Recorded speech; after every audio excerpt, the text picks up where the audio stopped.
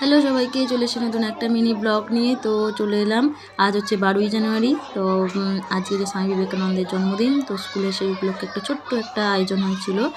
বাচ্চারা একটা ছোটোখাটো প্রোগ্রাম করবে, সেই উপলক্ষে, খুব বড় করেও না, ছোটো করেই হচ্ছে। আর আমার গলা শুনে তোমরা বুঝতেই পারছো আমার ভীষণই শরীর খারাপ, ভীষণ কাশি হচ্ছে, সর্দি, আর গলার আওয়াজ তো একদমই বেরোচ্ছে না। আর তার উপর এদের ওপর তো সবসময় চিৎকার করে করে আরোই গলা একদম খারাপ হয়ে যাচ্ছে। তো চলো তোমাদেরকে দেখাই। তো বাচ্চারা যে যেমন পেরেছে করেছে। তো কেউ কেউ গান করেছে, কবিতা বলেছে, স্পিচ দিচ্ছিল কয়েকজন।